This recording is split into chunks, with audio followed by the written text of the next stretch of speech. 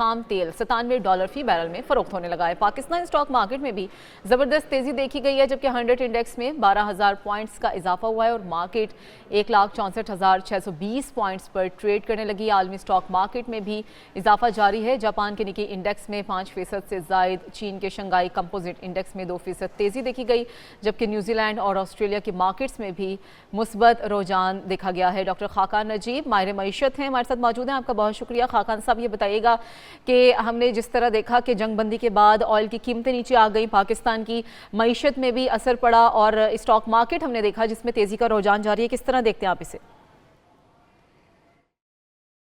It's a truly proud day for Pakistan and for all Pakistanis.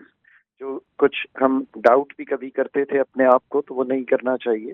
In the sense कि हमने जिस तरह की फॉरेन डिप्लोमेसी की है, उसके नतीजे में हमने एक वर्ल्ड क्राइसिस को अवर्ट करने में एक मेजर किरदार अदा किया और हमने ये दुनिया को दिखाया कि मैं हमेशा पाकिस्तान के बारे में कहता हूँ कि बड़ा एक यूनिक पोजीशन है पाकिस्तान की, कि हम हंसकर हाथ मिला सकते हैं यूएस के साथ। चाइना हमारा करीब तरीन दोस्त है, मिडल ईस्ट से हमारे एक देरीना मरासम है और उसमें भी अच्छी फॉरेन ऑफिस ने डिप्लोमेसी की, इन द सेंस कि हम सऊदी अरेबिया के साथ रहे, हालांकि हमें बाकी ममालिक को भी साथ लेकर चलना था और ईरान को भी कभी डिसएंगेज नहीं होने दिया। So well done Pakistan. So हमें we should be proud of this. We should be proud of the fact कि एक बहुत ही कॉम्प्लेक्स सिचुएशन को हमने उस सतह से वापस लाए हैं जहाँ पे एक कैटास्ट्रोफी क्रिएट हो सकती थी फॉर नॉट ओनली इस खत्ते में बट बियॉन्ड।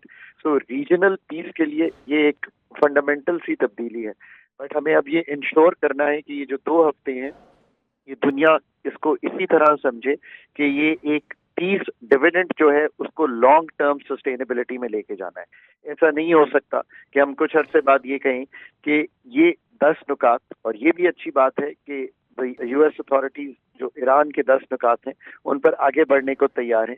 उन 10 नुकात को ऐसे लेके चलें कि जो दुनिया पे एक, जैसे कहेंगे ना, प्रेशर है इस वक्त इकोनॉमिक आया हुआ, और हर इंसान ने, ये याद रखिए कि दुनिया के हर इंसान ने वो प्रेशर फेस किया है जब वो तेल लेने गया है या उसने ट्रांसपोर्ट पे सफर किया है या उसने फूड आइटम खरीदा है, तो सब ने ये फील किया है उस प्रेशर को।